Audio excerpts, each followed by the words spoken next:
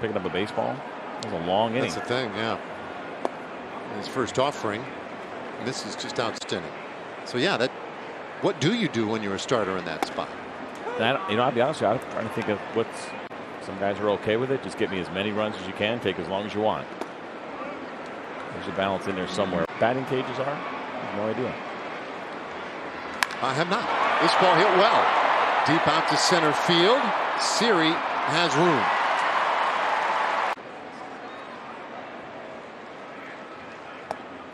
And he takes run on the outside corner for a strike.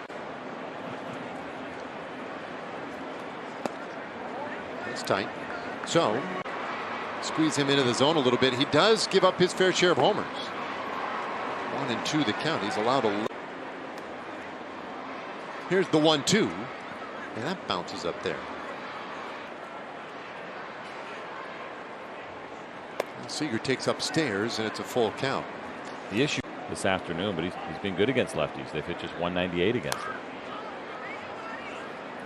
A bit of a clunker in his last start. 3-2, and Seager hits this ball high in the air out to right. He just got underneath it though. Tucker will make the catch. First pitch, he swings and misses. Strike with Garcia. All 3 starters that they have thrown in this series are fly ball pitchers and ball in the air. That's where you do damage.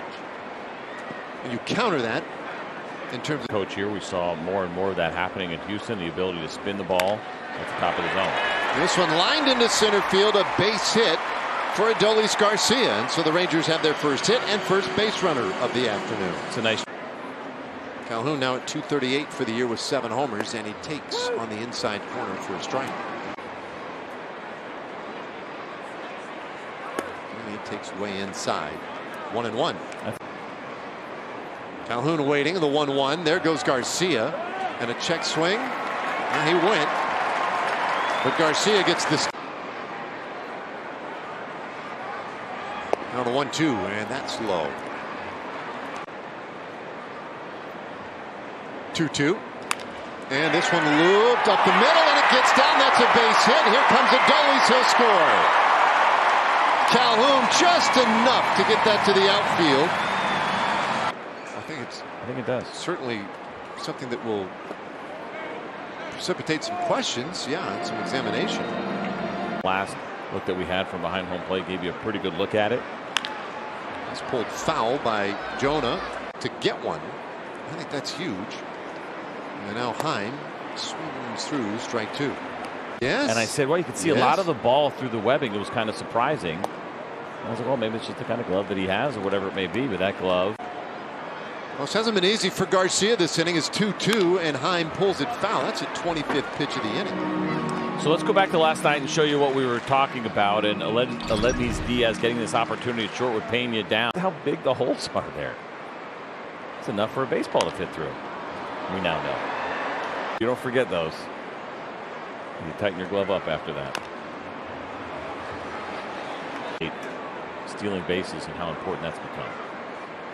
Jonah takes low. It's a full count. Here's the payoff.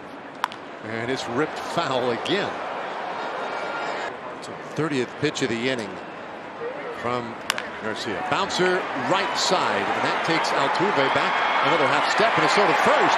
Just in time. Where that little noodle was headed is a pitch on the way. He shows bunt. Ooh, fun. And shoots it foul. Okay. 0-1. Because that home run he hit in Chicago would hit off the foul pole. Very top of the foul pole. But that noodle was just a little bit now as Bregman plays a little closer, but Nathaniel. For hitters that they would take 2 shots at the bunt hit in one at bat. Not very often. He strikes out swinging, and that is the first down of this level. Yeah, the conversations that the coaches have with him after at bats, and you get an idea, just is it making sense, right? With the pitching that he's facing as well every day, knowing things are going to look a little bit different. The best pitching that he's ever seen in his career.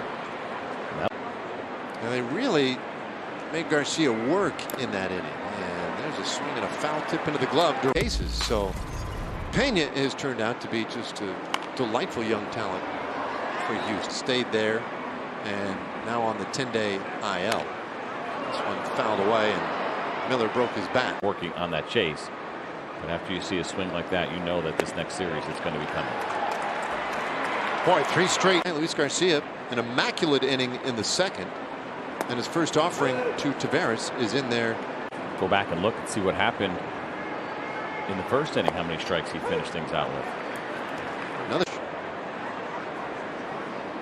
0-2 pitch. A swing and a miss. A 3-pitch strikeout. Strikes for Garcia. Now the pitch to Simeon. There you go. Once you find this. Well, now he can't throw a strike. Yeah. It's great to see his resurgence after a really tough start. He takes a very borderline pitch there. Garcia rocks that baby to sleep, and now the 2-1 in there, 2-2. Mix up the timing. Yeah, I feel like he's done that. A la Johnny Cueto. Is that one swung on and missed, strike 3. Now that is 5 consecutive strikeout. Now he'll come to Corey Seager now, and Seager smashes that ball out to right field. It is gone! A line drive home run by Seager, number 13 on the year. And it's a 6-2 game. Great way to break up the rhythm by Corey Seager. You know he's going to be aggressive early, and all of a sudden Luis Garcia.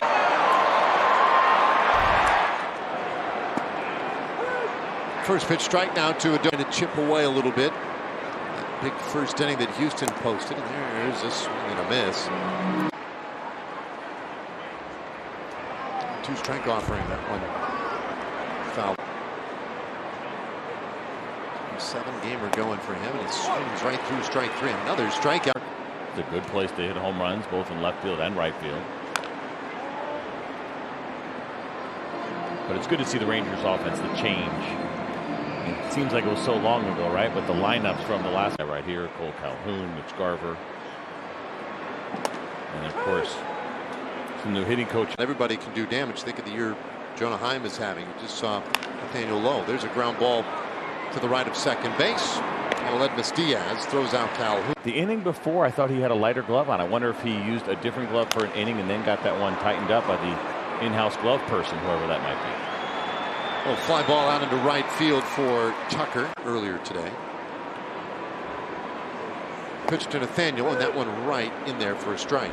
To an issue. Got to get tightened up, relays quickly.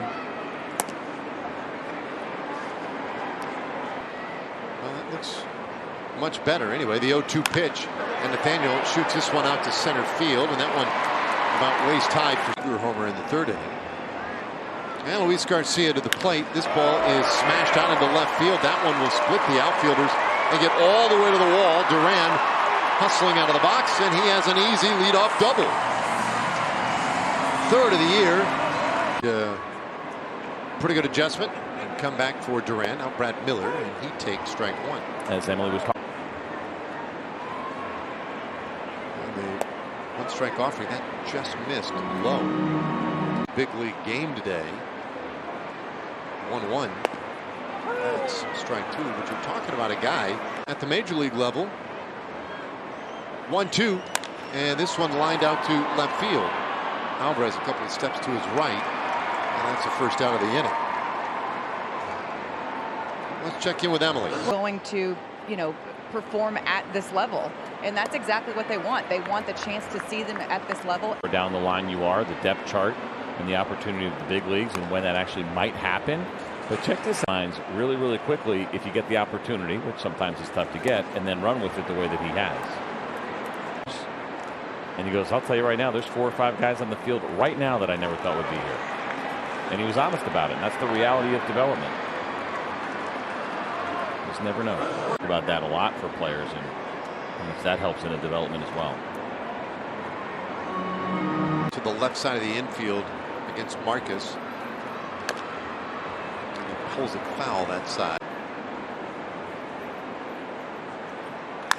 And this ball turned foul. It's interesting with static set position and his 1-2 pitch. That's low. I mean, it's all too often that we're talking about the biggest pitches that you made with nobody on base out of the stretch. Bounces away. Good recovery by Malden. ran off second, the 3-2 pitch, and a swing and a miss. Simeon down on strikes. In Garcia to the plate, and this one is ripped foul. To the score. Garcia over 75 pitches in this series, and for the Rangers just in general, where the wild stuff really happens. This one blew down the third baseline. That could be trouble. It's just foul. She's got pine tar rags, she's got the spray, got the glue stick. This ball hit hard out to right field, but Tucker on a slide makes the grab. One away. This season. He's maxed out at 95. I wonder if there's been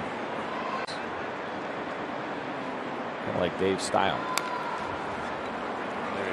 Foul.